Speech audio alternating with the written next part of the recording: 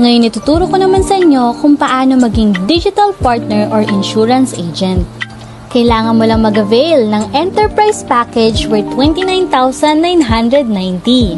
Meron na po itong 42,000 worth of policy. Kung saan, yung 3 platinum po ay automatic activated po sa inyo. Yung 5 bronze and 3 platinum ay pwede nyo naman pong ibenta. Kapag nabenta nyo po lahat, babalik po sa inyo ay 28,500. O diba, laman pa lang ng package, bawing-bawi ka na. Plus, magkakaroon ka ng free user ID kung saan ito yung magagamit mo sa pag-access ng marketing plan ng negosyo. And then, magkakaroon ka din ng lifetime discount sa lahat po ng ating mga policy. I-discuss ko naman sa inyo kung ano yung 2 ways para ka kumita dito sa Orvis Victus International. Number 1, pwede ko pong kumita sa retailing. For example, ang bronze natin, ang SRP niya or suggested retail price ay 3,000 pesos. Pero dahil member ka, distributor price ay 2,000 pesos, kaya may 1,000 pesos kang retail income sa bawat bronze. What if sa isang linggo, nakapag-alok ka ng 10 bronze? Kumita ka ng 10,000 pesos in a week. And kapag tinuloy-tuloy mo, okay na po ba sa'yo yung 40,000 pesos in a month na extra income dahil lang sa retailing? And take note, this is unlimited. Kahit ilan ang offeran mo, pwedeng-pwede. Ang second way to earn naman natin ay direct referral bonus worth 6,000 pesos. Dahil shinare mo yung opportunity na kumita din ng ibang tao at bumili sila ng package, bibigyan ka ng company ng 6,000 pesos sa bawat tao na kumuha sa'yo ng package. Imagine na i-share mo na yung negosyo para kumita din yung ibang tao, meron ka pang bonus. For example, meron 10 tao na gusto din gawin yung negosyo, kumuha din sa'yo ng package. Okay na ba sa'yo na ang direct referral mo ay 60,000 pesos extra income? Okay na din yan. Ito ang maganda, what if 100 yung kumuha ng package sa'yo? Okay na ba sa'yo yung tumataginting na 600,000? Okay na okay lalo. And this is unlimited. Kahit ilang tao ang kumuha sa'yo ng package, pwedeng-pwede. Ganon kaganda ang opportunity kapag pinili mong maging digital partner ng OVI. Maraming salamat! Lakas maka-peace of mind nito, Digital Personal Accident Insurance Coverage, introducing Seal Pro product, Bronze Seal Pro. Sa halagang 3,150 per year, hindi magagalaw ang savings mo sa oras ng aksidente. Benefits: 1. Sa oras ng aksidente. Kahit simpleng aksidente, katulad ng nakagat ng aso, natapilok, nadulas etc., mababawi mo ang lahat ng gastos up to 100,000. Ipunin lamang ang resibo. 2. Habang nagpapagaling, makakatanggap ng 1,000 for 10 days cash allowance kahit nasa bahay lang. Basta sinabi ng doktor na kailangan magpahinga. 3. Kapag nabaldado o disabled si policyholder dahil sa aksidente, makakatanggap siya ng up to 500,000. 4. Kapag napuruhan at nadamay sa gulo ang policyholder, makakatanggap siya o ang beneficiary niya ng 125,000 para sa unprovoked murder and assault. 5. Kapag sinawimpalad at namatay ang policyholder sa aksidente, makakatanggap ang beneficiary ng 500,000 at 25,000 na burial assistance. Very fair enough para sa ganyan kalaking benefits sa halagang 3,150. Insured and covered ka na. No monthly hulog. Renewable in a year.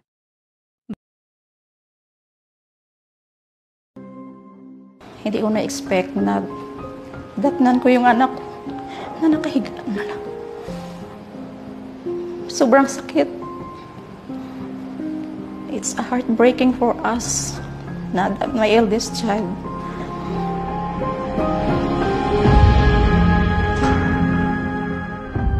Siya ay member ng EC for 5 years since his young age at 17. Sabi na my goal ako na gusto kong hit to be a successful businessman someday. Magiging mayaman ako. Yan. Hindi ko ma-explain yung sakit na nadaramdaman ko everyday nga palagi ko siyang sinaisip. April 16 at around 5:30, sabi niya sa tatay niya, pupunta lang ako sa Esplanade dahil ma-meet ko yung mga friends, mga old friends ko, at saka yung former teacher ko, na dahil may business meeting kami. So pinayagan naman ng kanyang tatay. Hanggang 10 p.m. at night, his mother texts him kung anong oras siya uuwi. Kailan pa matapos yung meeting niyo? Sabi niya, mga at around siguro na ng mga 11 p.m., mauwi na, matatapos natin itong meeting namin. Madaling araw at 1 a.m. ng April 17, tumawag yung pamangkin ng asawa ko. Sabi na, te, nabalitaan mo, may na-aksidente raw sa Barangay Alakaygan. Sabi niya, parang anak mo yun. Parang hindi ako makapagsalita. Pagpunta namin sa incident, sabi na, ma'am, puntahan mo na lang sa Barotac Veo Medical Center dahil doon namin dinala. Sabi ko, siguro mga ano lang, mga gasgas lang or mga something slight wounds or ano. Sabi ng doktor, hindi na namin ma-revive kasi serious injury sa head and then fractured and damaged na yung dibdib. So sabi niya, DOA daw, dead on arrival. Hindi madali sa amin ang ma-accept what happened to my eldest son, especially to his mother. Hindi ko na-expect na datnan ko yung anak ko na nakahiga na lang. Sobrang sakit. It's heartbreaking for us na my eldest child. Hindi ko nga alam na kumuha siya ng 2 package ng OBIs. Hindi naman siguro sinaisip na mangyari sa kanya yun. Na-secure siya lang siguro yung life niya. Since Nerijan left us some amount from the accident insurance from the Orbis Victus International, ilalaan ko ito para sa mga 2 younger brothers siya sa kanilang studies at kung ano pang masusuportahan sa kanila dahil yan naman ang gusto ng anak ko. Always saying, hindi ka magpa-stress, Nay. Just smile and be happy. Thank you very much, Orbis Victors International. More power to your company and God bless. Marami pa kayong matutulungan. Ako po si Gladys Pahimula. Asawa po ako ni Clyde Pahimula na member ng OBI. 11 years na po kaming nagsasama ng asawa ko. 5 years old pa na yung panganay namin nang mag-abroad yung asawa ko. Kulang yung nasasahod niya at gusto niyang makapagpatayo kami ng bahay. Nag-abroad siya sa Japan as a welder. 4 years mahigit nang nakauwi siya dahil nagka-pandemic. Pag-uwi niya, nag-apply din ako sa ibang bansa. Hindi kami nagkita nung umuwi siya. Nag-inquire po siya sa video post ko about sa business na ginagawa namin. And nagkausap kaming dalawa. Yun nga po, yung sumali po siya dito, sa totoo lang, hindi ako naniwala. May alinlangan po ako kasi pera po yung ginagamit sa pagsali niya dito. Tapos sabi niya po, huwag kang magagalit. Sabi niya, ipang-business natin to para sa inyo to. Pag uuwi ako, sabi niya, hindi na ako babalik dito. Sabi niya, magbi-business na lang ako dyan. Sobrang nakita ko at naramdaman ko na sobrang interested talaga siyang gawin yung negosyo. At the same time, nagustuhan niya yung products natin na Silpro. Sabi niya, nakita ko na yun nga, may nag-mentor daw po sa kanya. Yun, sobrang excited niya. Talagang uma-attend siya ng mga meetings namin, ng mga trainings namin para matutunan yung negosyo. Pagkagaling niya ng work, sabi niya, tinawagan niya yung mga anak namin. Sabi niya na mag-fishing siya. Nung 9 o'clock na ng gabi, sabi nung panganay namin, Mama, tatawagan ko si Papa. Mag-good night lang kami. Nagre-ring yung cellphone niya pero hindi niya na nasagot. Nakatanggap ako ng tawag. Na wag daw ako mabibigla.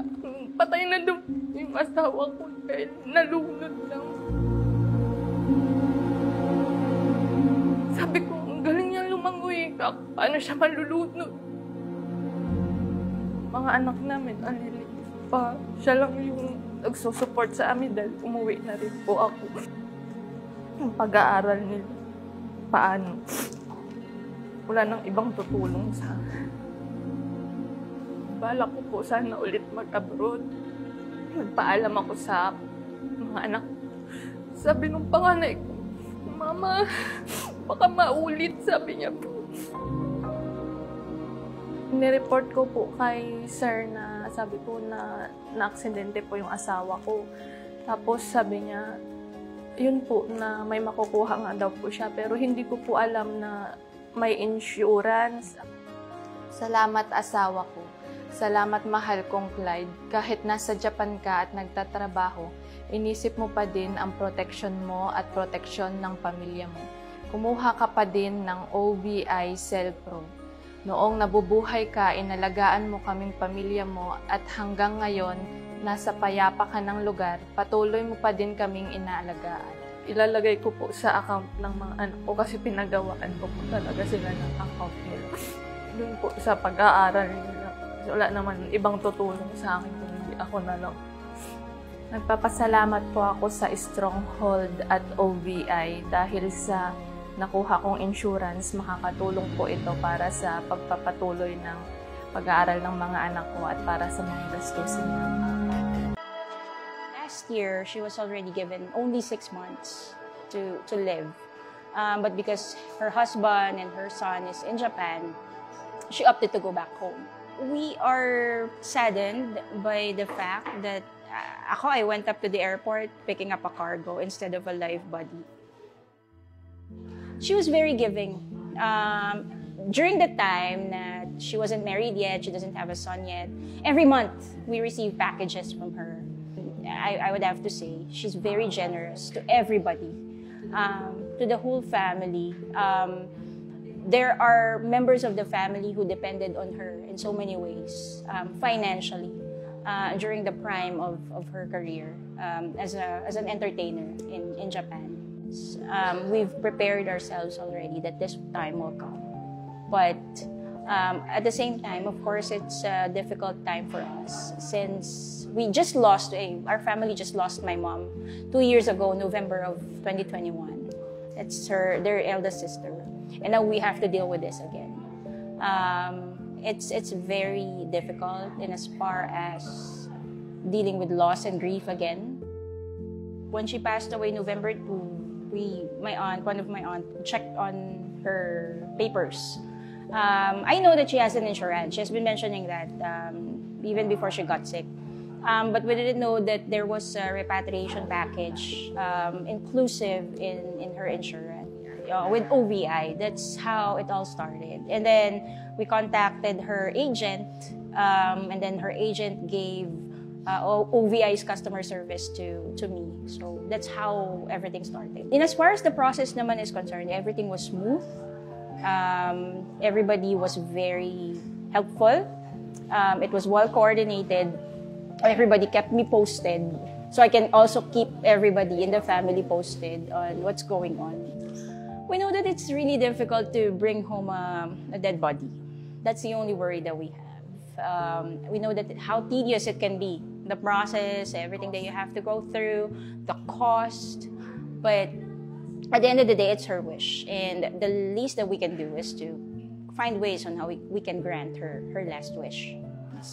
And you guys, your team is very helpful in making us grant her last wish to be laid to rest here in the Philippines. But at the same time, we find peace in our hearts, knowing that she's already at peace, knowing that she's home. We appreciate you for making this possible. It's not easy. I have been telling the rest of the family, it's easier if you go home alive instead of going back home inside a cargo box. But everybody in your team was very efficient, very helpful. Coordination was very smooth. Everybody kept me posted on all the stages and what are the possibilities of what's going to happen next. So we appreciate all of you for helping us bring her home. Again, in behalf of our family, we would like to extend our appreciation to OVI for all your help, for allowing us to bring home my aunt's body here and granting her final wish. So we couldn't thank you enough for helping us all throughout the entire process.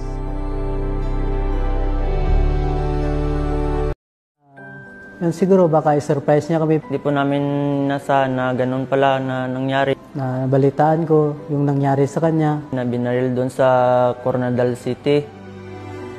Masakit isipin na wala ng buhay, ma'am.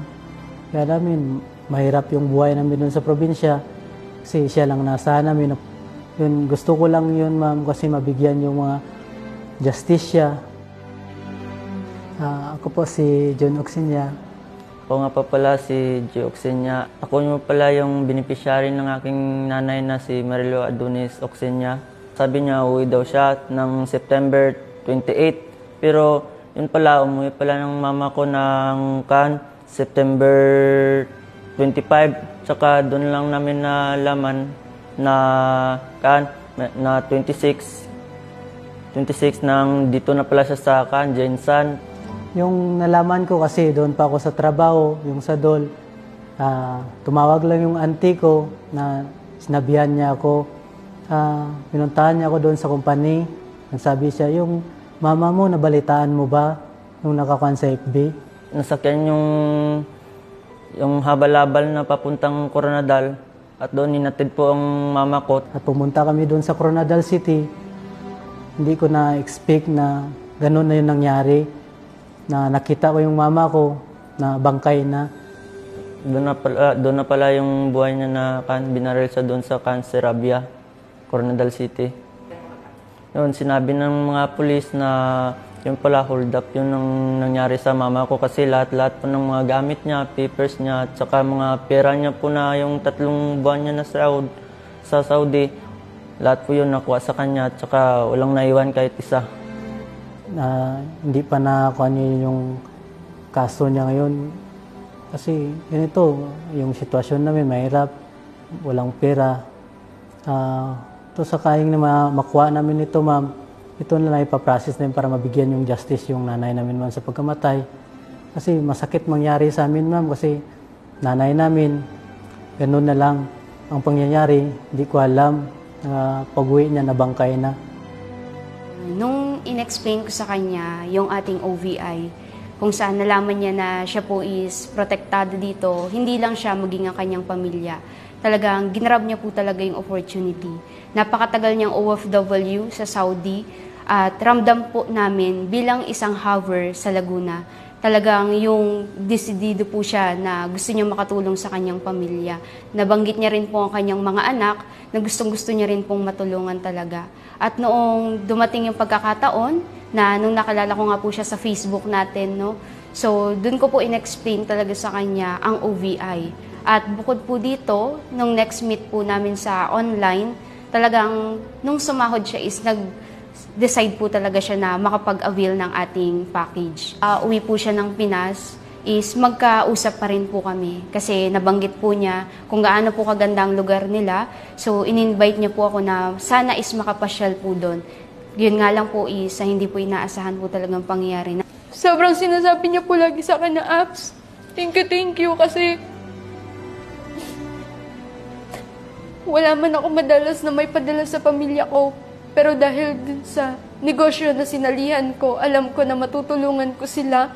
Alam ko na may maiiwan ako sa kanila. Alam ko na nag-decide si Ate Marilu, hindi lang para sa sarili niya. Pinagdamot man niya yung huling sahod niya, yun ay dahil gusto niyang makatulong sa mga anak niya para magkaroon ng protection, hindi lamang siya kundi pati na rin ang mga pamilyang maiiwan niya. Pinapasalamat din kami sa coach nila na malalay at sa nani-process niyo lahat yung mga requirements, ma'am. Kahit malayo kami doon, ma'am. Yun, nagtawag yung si ma'am sa OBI na ganito, puntahan na raw, ganito yung para may makukuha si Jay, yung sa insurance niya dito sa Manila. Yun. Tsaka nagpapasalamat din po ako sa OBI. At nagpasalamat din ako sa OBI, sa mga manager. Sa aking mama na kahit wala na po siya, alam ko, iniisip niya pa rin kami at maraming salamat sa mama namin kasi malaking tulong din tong iniwan niya sa amin at alam natin na kahit nawala na siya, maganda pa rin malaking tulong ang iniwan niya sa amin, iniisip niya kami kahit para sa aming pamilya.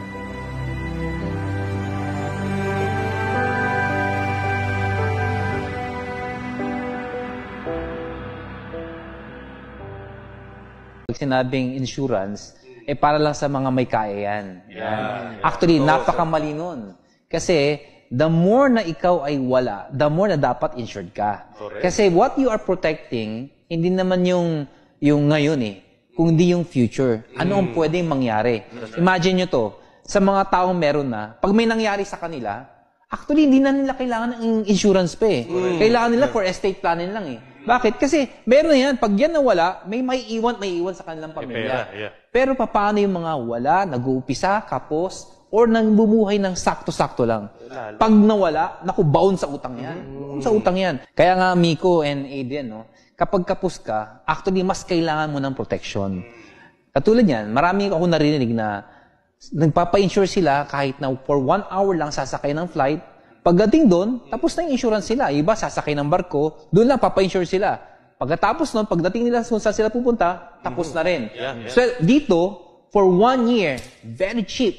1 year insured ka. Kahit ilang beses ka sumakay ng eroplano, ilang beses ka sumakay ng barko, ilang beses ka mag-drive, ilang beses ka sumakay ng pampasaherong bus, at ilang beses ka magmotorsiklo. Protected ka for 1 whole year. Ganun kaganda ang OVI for your own protection.